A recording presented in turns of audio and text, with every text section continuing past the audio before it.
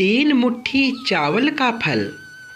जब भगवान श्री कृष्ण ने सुदामा जी को तीनों लोकों का स्वामी बना दिया तो सुदामा जी की संपत्ति देखकर यमराज से रहा न गया।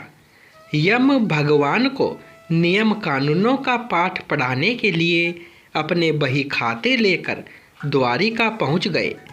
भगवान से कहने लगे कि अपराध क्षमा करे भगवन, लेकिन सत्य तो ये है कि यमपुरी में शायद अब मेरी कोई आवश्यकता नहीं रह गई है, इसलिए मैं पृथ्वीलोक के प्राणियों के कर्मों का बही खाता आपको सौंपने आया हूँ।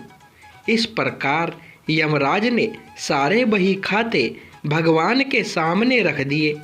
भगवान मुस्कुराए, बोले, यमराज जी, आखिर ऐसी क्या बात है जो इतना चिंतित लग रहे हो। यमराज कहने लगे, प्रभु, आपके क्षमा कर देने से अनेक पापी एक तो यमपुरी आते ही नहीं हैं, वे सीधे ही आपके धाम को चले जाते हैं, और फिर आपने अभी अभी सुदामा जी को तीनों लोक दान दे दिए हैं, सो अब हम कहाँ जाए। यमराज भगवान से कहने लगे, प्रभु, सुदामा जी के प्रारब्ध में तो जीवन भर दरिद्रता ही लिखी हुई थी, लेकिन आपने उन्हें तीनों लोगों की संपत्ति देकर विधि के बनाए हुए विधान को ही बदल कर रख दिया है। अब कर्मों की प्रधानता तो लगभग समाप्त ही हो गई है। भगवान बोले, यम, तुमने कैसे जाना कि सुदामा जी के भाग्य में आजीवन दरिद्रता का योग है। यमराज ने अपना बही खाता खोला तो सुदामा जी के भाग्य वाले स्थान पर देखा तो चकित रह गए। देखते हैं कि जहाँ श्री क्षय संपत्ति का श्रेय लिखा हुआ था, वहाँ स्वयं भगवान श्री कृष्ण ने उन्हीं अक्षरों को उलटकर उनके स्थान पर यक्ष श्री लिख दिया, अर्थात कुबेर की संपत्ति।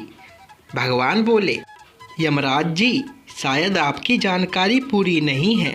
क्या आप जानते हैं कि सुदामा ने मुझे अपना सर्वस्व अर्पण कर दिया था। मैंने तो सुदामा के केवल उसी उपकार का प्रतिफल उसे दिया है। यमराज बोले, भगवन, ऐसी कौन सी संपत्ति सुदामा ने आपको अर्पण कर दी, उसके पास तो कुछ भी नहीं।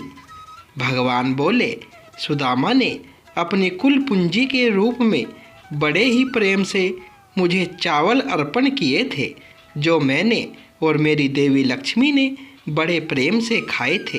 जो मुझे प्रेम से कुछ खिलाता है, उसे संपूर्ण विश्व को भोजन कराने जितना पुण्य प्राप्त होता है।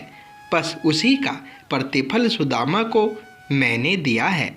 हरे कृष्ण कृष्ण कृष्ण हरे हरे, हरे राम राम राम हरे हरे। तो दोस्तों, ये कथा आपको अच्छी लगी हो तो वीडियो को लाइक करें, शेयर करें और चैनल को सब्सक्राइब करें। धन्यवाद दोस्तों।